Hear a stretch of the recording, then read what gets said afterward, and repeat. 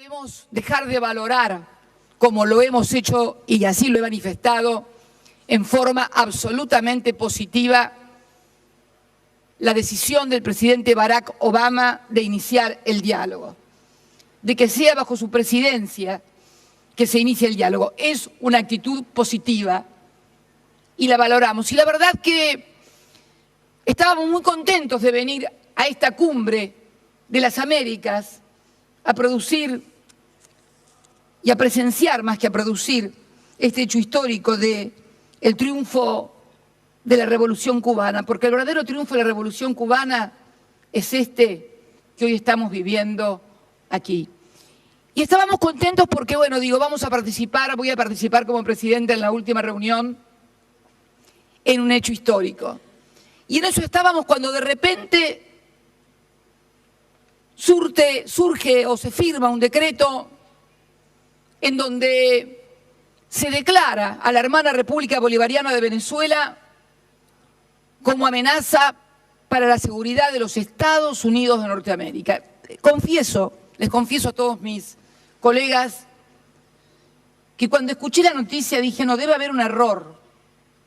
Debe ser que no están de acuerdo con las políticas, que condenan las políticas. Y no, me trajeron la orden. Una amenaza para la seguridad de los Estados Unidos. Y la verdad que no me surgió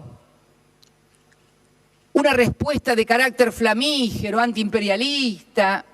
Lo primero que hice fue reírme, porque realmente resulta absolutamente inverosímil, casi rayano en lo ridículo, no solamente que Venezuela, sino cualquier país de nuestro continente pueda resultar una amenaza para la mayor potencia del mundo. Más allá de la idea que se tenga acerca de Estados Unidos, no podemos dejar de desconocer que es la mayor potencia militar, económica, financiera y científica, con un presupuesto de 640.000 millones de dólares. 640.000 millones de dólares, que de paso, y agrego así como al pasar, deberían hacerlos más efectivos para combatir el narcotráfico y la inmigración ilegal, porque con tanto presupuesto no se entiende cómo no se puede combatir al narcotráfico y hay 11 millones de indocumentados. Pero siguiendo con el tema, le preguntaba anoche a Nicolás Maduro, ¿cuánto es tu presupuesto militar? Y creo que me dijo 1.000 millones, 2.000 millones de dólares, un poquito más. ¿Cómo puede entonces concebirse que la mayor potencia del mundo pueda considerar una amenaza a la República Bolivariana de Venezuela? Es más, escuchaba el discurso o las explicaciones del presidente Barack Obama a sus propios compatriotas luego de firmar el día 2 de abril el acuerdo con Irán acerca de la materia nuclear, conjuntamente con los otros integrantes del Consejo de Seguridad más Alemania, explicarle a sus propios compatriotas que debían sentirse seguros porque Estados Unidos era el país más poderoso del mundo y que Irán apenas contaba con un presupuesto de 30.000 millones de dólares, mientras que Estados Unidos contaba con un presupuesto de más de 600.000 millones de dólares. Es una sinrazón y es realmente una pena, presidente Obama. No sé si estará presente o se habrá retirado, no alcanzo a ver, tendría que ponerme los anteojos si no tengo ganas. No está, no importa, alguien se lo contará. Creo, si mal no recuerdo, ¿no? Mes de noviembre, ¿no? Mes de noviembre, todavía no hace un año, se consideraba la posibilidad de que el gran enemigo era el gobierno de Siria y que los que lo combatían eran los Freedom Fighters. Bueno, se ha descubierto que muchos de los Freedom Fighters ahora forman parte del ISIS. Entonces, ¿quiénes eran los que alimentaban a los opositores y les daban armas y les daban recursos como Freedom Fighters, luchadores de la libertad? Entonces, creo que replantearse un montón de cosas, sobre todo aquellos que cuentan con mucha información, mucha más información, por supuesto, de la que cuento yo, como presidenta de la República Argentina. Si ustedes se imaginarán que mi país no produce armas, no vende armas, al contrario, tenemos que comprar petróleo porque nos falta energía, aunque tenemos un gran yacimiento que nos convierte en el futuro en grandes proveedores. Yo no sé si alegrarme cuando digo esto, ¿no? Porque cada país que tiene gas y petróleo tiene grandes problemas, pero lo cierto es que somos un país que no produce armas, somos un país que compra energía, somos un país que no cuenta con toda la información que cuentan las grandes potencias, pero muchas veces creo que, además de contar con información, hay que entender lo que pasa en cada sociedad, en cada pueblo, y tratar de ver cuáles son los instrumentos más adecuados para combatir en serio al terrorismo, porque no sería nada extraño que el año que viene, el año 2015, haya desaparecido el ISIS y haya aparecido cualquier otro grupúsculo de algún nombre extraño, con actitudes todavía más virulentas y más violentas, y finalmente no hagamos nada más que profundizar. También para finalizar, presidente, no se preocupe que ya termino, creo que también una cuestión fundamental en esta lucha es el respeto por los derechos humanos. Y lo hablamos, ¿por qué? Lo hablamos desde un país que sufrió una dictadura genocida sin precedentes y que también actuó una justicia sin precedentes. Acá no hubo necesidad de hacer un tribunal de Nuremberg ni de recurrir a juzgar a los dictadores al Tribunal de La Haya. Fue la propia Argentina, nuestro propio sistema judicial, el que enjuició y condenó a quienes habían sido responsables inclusive también de la muerte de ciudadanos y ciudadanas francesas, como las monjas francesas, de ciudadanas suecas también desaparecidas, con lo cual creemos que tenemos algunos antecedentes para poder hablar de la necesidad de que la lucha esta se lleve a cabo en un marco de juricidad y de respeto a los derechos humanos que nos garantice precisamente no seguir retroalimentando el monstruo. El monstruo. Muchas gracias, señor presidente. I thank Her Excellency President Fernandez de Kirchner.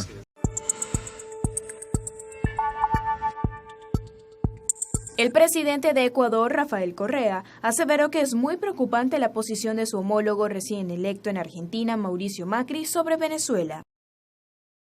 Estas declaraciones las hizo en referencia al anuncio del nuevo jefe de Estado argentino, quien solicitará ante el Mercosur la aplicación de la cláusula democrática por la presunta persecución a opositores.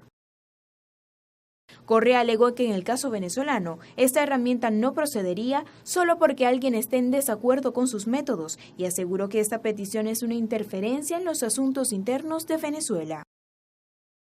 De aplicarse la cláusula, el país quedaría excluido momentáneamente del Mercosur en el caso de comprobarse una alteración a la democracia. En el 2012, Paraguay fue suspendido por petición de Argentina, Brasil y Uruguay, quienes consideraron que el presidente izquierdista Fernando Lugo fue destituido de forma ilegítima. Desde nuestra plataforma multimedia, Marianela Maurera, Notiminuto.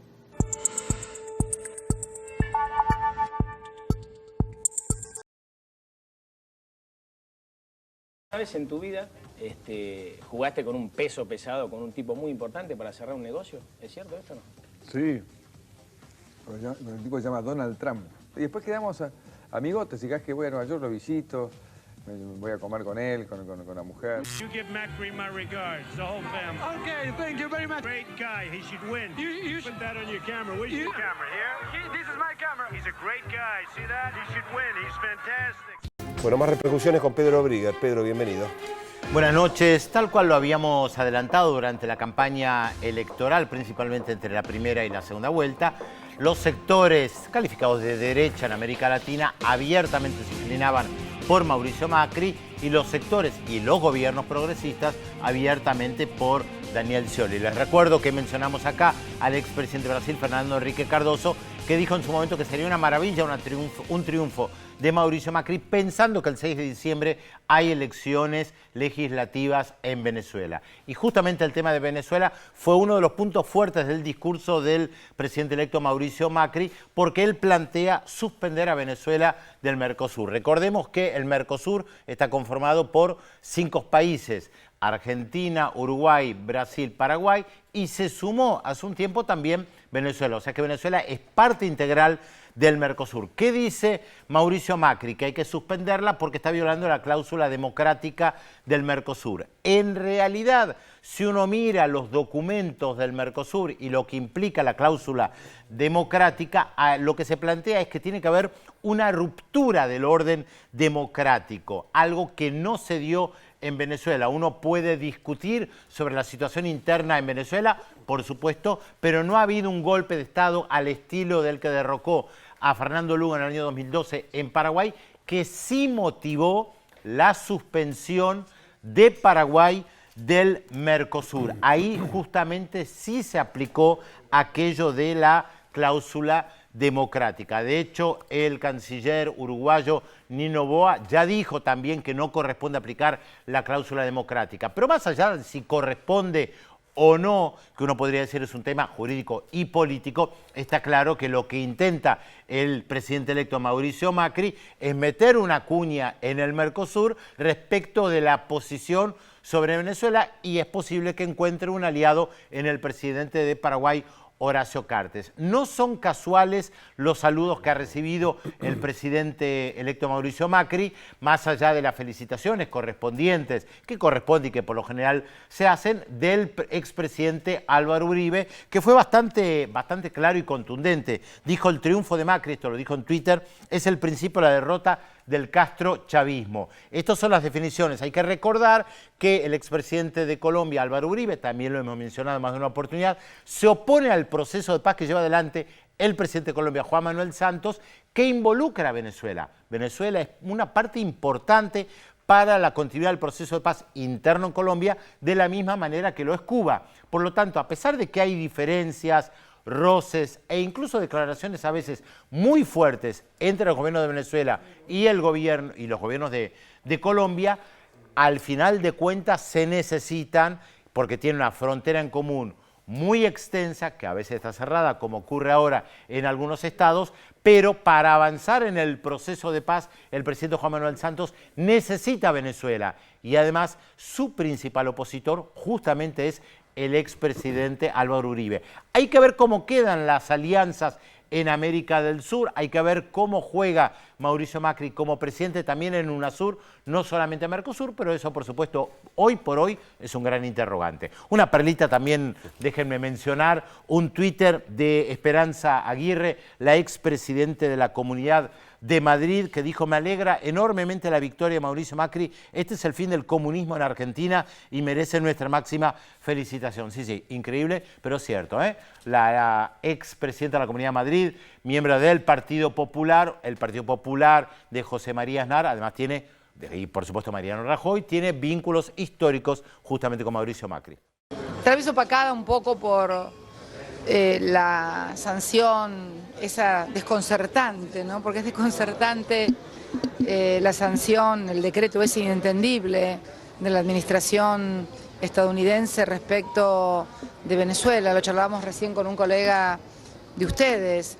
Es como si de repente hubieran querido arruinar lo que hubiera sido una excelente foto para el presidente Obama, una cumbre de las Américas, su última cumbre de las Américas también, con Cuba incorporada. Así que realmente resulta desconcertante el hecho de lo que se decidió respecto a la administración de Venezuela, y que además unánimemente ha sido pedida por todos los países de la cumbre, de la CELAC, de la UNASUR, que se vaya atrás con esa medida.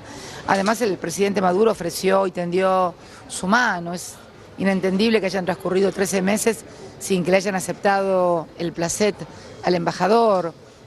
Yo creo que, recién un colega de ustedes me preguntaba si creo que es posible un diálogo entre Estados Unidos y Venezuela. No solamente lo creo posible, sino que además lo creo necesario, sobre todo en una región que afortunadamente no tenemos conflictividad, y donde yo creo que además a Estados Unidos le debe importar, tanto como a nosotros, la estabilidad de la región, que los gobiernos culminen sus mandatos, vayan a elecciones. El presidente Maduro lo ha dicho muchísimas veces y le hemos repetido muchos de nosotros hasta el cansancio. No hay ningún país en todo el continente que haya tenido la cantidad de elecciones que tuvo Venezuela, 19 elecciones prácticamente a un promedio de una por año, de las cuales perdieron una y lo reconocieron. Entonces creo que sería bueno que dialogaran. Hay una disposición absoluta por parte del presidente Maduro a dialogar y realmente es más desconcertante aún que luego de firmar un decreto se diga que en realidad no hay sanciones. Es como que yo firme un decreto tomando una decisión y después lo quiera desmentir o dejar sin efecto verbalmente. Entonces creo que estas cosas son desconcertantes. Yo creo que debe haber habido una negociación. Evidentemente el presidente de los Estados Unidos puede tener mucho poder, pero también tiene que negociar con todos los sectores internos, ¿no? Y yo lo veo, por lo menos en mi percepción personal, es que tal vez más que el acercamiento a Cuba, el acuerdo que acaba de firmar con los demás miembros del Consejo de Seguridad, más Alemania con Irán, haya sido tal vez una suerte de toma y daca, ¿no? Para los sectores más duros de los republicanos, del Tea Party, etcétera, de bueno, está bien, nos bancamos o aceptamos, entre comillas, lo del acuerdo nuclear con Irán, pero queremos algo, y el algo ese fue Venezuela. Me parece que no se puede entender desde otra manera, porque la otra manera sería pensar que Obama, que decide el 17 de diciembre retomar luego de años y años el diálogo con Cuba, esperando esta cumbre de las Américas, unos días antes de la cumbre de las Américas, toma esta decisión. Personalmente pienso, y esto me hago cargo de lo que digo, como política más que como presidente de la República, que el que le aconsejó tomar esta decisión o el que, no sé, le dijo que tiene que tomar esta decisión, tal vez quería aguarle un poco esa foto y esa imagen al presidente Obama de la última cumbre, si no es inentendible. En términos de análisis político, en términos de cuadro político, preparar una cumbre donde realmente lo notable debía ser el reingreso de Cuba y que el que haya decidido esto haya sido el presidente Obama, opacado por la decisión de Venezuela, no se entiende. Eso no es una pena, yo dije que era una pena realmente y lo sentí así, como una pena, y espero que realmente se recapacite sobre esto porque sinceramente, se puede no estar de acuerdo con el gobierno de Nicolás Maduro, con la revolución bolivariana, puedas tener 1000 críticas, creo que hay 10.000 cosas que pueda hacer un gobierno respecto de otro gobierno si no está de acuerdo con las cosas que hace, pero pensar que Venezuela con un presupuesto de, no sé, 1.000, 2.000, no sé cuántos miles de millones de dólares tendrá de presupuesto de defensa, es una amenaza para Estados Unidos que tiene 640.000 millones de dólares. Ustedes escuchan la cifra, ¿no? 640.000 millones de dólares para defensa únicamente, más que todo el presupuesto argentino para defensa.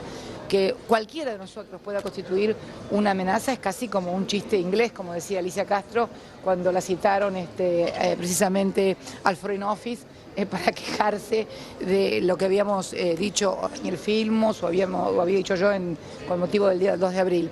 Creo que hay todo un juego, ¿no? No sé si un Juego de Tronos como Game of Thrones, pero un game of government, o un subordination, no sé mucho inglés. Así que con Zuckerberg, con Dilma y Zuckerberg, por favor. Con Maduro anoche. Bueno, con Maduro estuvimos precisamente charlando de todas estas cosas, siempre nos reunimos con Nicolás. Sí, él vino aquí al hotel a visitarme junto con Cilia, su mujer, y junto a Delcy Rodríguez, la vicecanciller.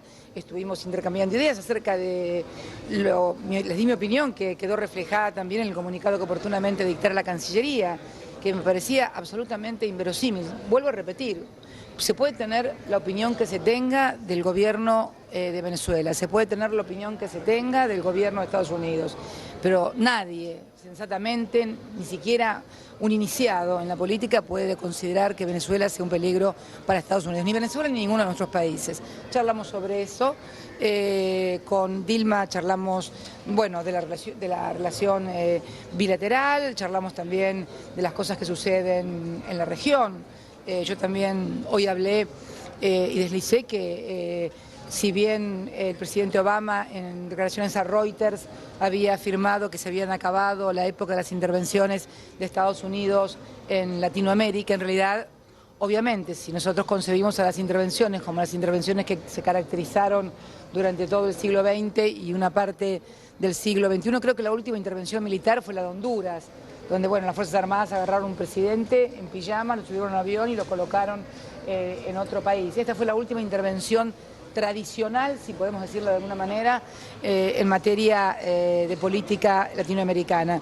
Pero creo que hay otras formas de intervención más sutiles, más sofisticadas. Lo charlábamos el otro día con el señor secretario general de la UNASUR, con Ernesto Samper, bajo la forma de la aparición de ONGs que aparecen, nadie sabe quiénes las financian ni de dónde vienen. Por supuesto siempre tienen nombres rimbombantes como luchadores de la libertad, del amor, de las palomitas, de la paz y de que nos queremos todos, pero resulta ser que después atrás de esas fachadas aparecen reuniones en embajadas, reuniones en lugares extraños y comienzan a aparecer operaciones en los países. Esto lo vemos, lo charlamos también entre los presidentes. Creo que hay una suerte de trilogía que se está dando entre medios de comunicación, donde evidentemente ustedes ven que pasa algo en un país latinoamericano y el mismo título y hasta las mismas fotos salen reproducidas inmediatamente a lo largo de todas las cadenas informativas internacionales en todo el mundo. Esto es una cosa que ya no la puede desconocer nadie. Un párrafo muy interesante del presidente Castro, donde habló de la gobernanza internacional de Internet y de la necesidad de que no se hagan ataques cibernéticos a los países. Ustedes saben que hoy, en realidad, toda la inteligencia a partir de las revelaciones de Snowden están hoy en materia informática, ¿no? Todo lo que se quiera espiar, todo lo que se quiera hacer, ya no es un espía como estábamos acostumbrados a ver en las novelas de John le Carré, que nos sigue en un auto y demás. No, ahora te siguen a través de tu teléfono, a través de tu iPad, a través de tu tarjeta y por lo tanto controlando todos los medios electrónicos que se interrelacionan entre sí. Y creo que son cuestiones que están sucediendo en el mundo y en la cual no son ajenas también a superpotencias, ¿no? Que inclusive muchas veces los propios servicios de inteligencia, las propias agencias de seguridad se autonomizan de los poderes políticos. Esto no solamente nos pasa a nosotros en América Latina, también le pasa a Estados Unidos. En definitiva, cuando hoy contaba el presidente Castro que algo que no sabíamos, yo por lo menos no lo sabía, que el presidente Kennedy había iniciado el diálogo con el presidente Castro y justamente lo asesinaron, y no lo asesinó ningún comando cubano ni ningún comando extraño, lo asesinaron en los Estados Unidos, un país que ya mató 4 presidentes, ¿no? Empezando por Abraham Lincoln, el fundador de la nación. Entonces creo que muchas veces hay una autonomización de los poderes, y por eso dije hoy que no era una cuestión únicamente del presidente de los Estados Unidos. En ningún país del mundo, y menos en un país de la envergadura de Estados Unidos, el presidente es el que tiene el poder. Tiene una parte del poder que generalmente es bastante inferior al poder de las grandes corporaciones económicas, mediáticas, financieras y la articulación de todos estos intereses con los intereses geopolíticos. Todo este es el mundo contemporáneo, es un mundo difícil, complejo. El presidente decía que él no quería hacer ideología. Yo la verdad que me quedaba con el mundo de las ideologías, donde la gente explicaba lo que quería y y si alguien por ahí decidía perder su vida, lo perdía en aras de luchar por la libertad, contra el nazismo, contra el fascismo. Este mundo en donde alguien decide cortarle la cabeza a otro por Alá, la verdad que a mí personalmente no me gusta. No tendré ideologías, pero no me gustan, no quiero este mundo. Y creo que debemos entender que estamos ante un nuevo mundo, con nuevos desafíos, y que aplicar viejos métodos para nuevos desafíos y nuevos problemas no nos lleva a ninguna parte. Estamos en un escenario nuevo, nuevos actores, nuevas realidades, y creo que exige por parte de todos nosotros una actitud diferente. Insistir con actitudes así, digamos, beligerantes, con actitudes de sanción. Yo creo que Cuba es el ejemplo más claro, más sanciones de las que le pusieron a Cuba no debe haber en toda la historia. Fueron 60 años donde se bancaron un bloqueo a 700 kilómetros, 700 kilómetros creo que está Cuba de Los Cayos. 90 millas. 90 millas, bueno, un poquito menos todavía, de la Florida. Y 140 kilómetros. Y se la bancaron lo que tuvieron que bancarse, el 77% de los cubanos, como explicaba Raúl Castro, nació bajo el bloqueo. Y llegaron a donde llegaron. Y no solamente el ejemplo de Cuba, te puedo dar el ejemplo, qué sé yo, del pueblo vietnamita, un montón de cosas. Y sin embargo, insistir entonces en la beligerancia, en los bloqueos, en las sanciones, me parece que no entenderá el mundo. Sobre todo un mundo que fue muchas veces mal interpretado por la primera potencia. Yo lo comentaba hoy el tema de la primavera árabe, por ejemplo, ¿no? Que desde aquí se vio, y cuando digo desde aquí no digo nosotros, yo tuve otra interpretación que finalmente fue lo que ocurrió. Una primavera árabe que todos imaginaban como que de repente iban a querer vivir con las formas democráticas a las cuales estamos acostumbrados en Occidente, pero que bueno, hoy tenemos un desastre en Libia totalmente anarquizada, 2 gobiernos, 2 parlamentos, un gobierno en Egipto que derrocó a otro y finalmente fueron elecciones militares, lo que está pasando en Yemen, la tragedia de Yemen, que está siendo bombardeada por Arabia Saudita, lo que está pasando en Irak, más de 1 millón de muertos iraquíes, los desplazados de Palestina, que en realidad yo muchas veces digo la negativa, ¿no?, por parte de Israel a reconocer al Estado de Palestina, y en realidad están formando un montón de Palestinas. Si vos ves el mapa de Palestina, si vos ves el mapa de Medio Oriente, en realidad, y ves la cantidad de desplazados palestinos que viven en Jordania, que viven en Siria, que viven en el Líbano, más los que viven en la Cisjordania y en Gaza, en realidad ves que antes había una Palestina y ahora hay un montón de Palestinas rodeando a Israel. Por eso la existencia de 2 estados hace también a la seguridad del propio Estado de Israel. Bueno, no todos lo conciben así, no todos lo comprenden así. Es mucho más difícil cuando uno está en el medio, en el ojo del huracán, como decía hoy un presidente, pero me parece que exige que todos repensemos el mundo en serio, ¿no? La verdad que, y hablemos con sinceridad, además, no podemos venir a las cumbres a hablar así por arriba, como hablar del narcotráfico. No se puede seguir hablando del narcotráfico si no se tiene en cuenta quiénes son los mayores países consumidores y dónde se lava la plata del narcotráfico. Porque las ganancias multimillonarias del narcotráfico no se lavan en los países emergentes ni en los países productores de drogas, se lavan en los países centrales y sus paraísos fiscales. Entonces, si queremos empezar a cortar y a luchar en serio contra el narcotráfico, empecemos con el tema de dónde ponen la plata, la financiación y todo, como se hace también en la lucha contra el terrorismo. Bueno, todo esto es un poco lo que pedía el Papa Francisco hoy también, ¿no? Yo no lo había leído lo que había pedido el Papa Francisco, de hablar con sinceridad.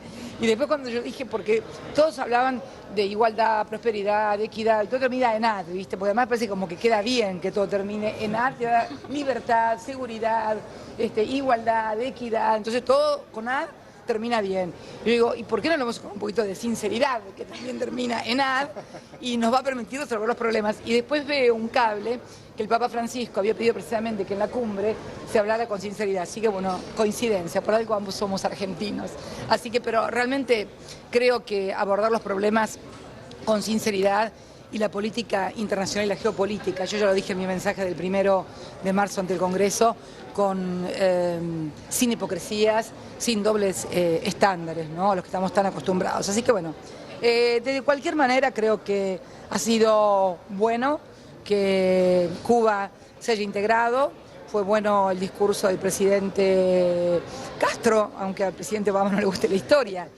Lo que pasa, bueno, está bien, si yo de repente tuviera que hacerme cargo con el presidente Obama de todo lo que hicieron los anteriores presidentes estadounidenses, a lo mejor tampoco me gustaría recordar mucho la historia, tampoco hay que cargársela toda a él, porque la verdad que sería injusto, pero en fin, yo creo que un país no se puede tomar con beneficio de inventario, un país se tiene que tomar con su historia completa, y sobre todo para no volver a cometer errores, que de eso se trata, me parece, ¿no? Así que bueno, nada, gracias.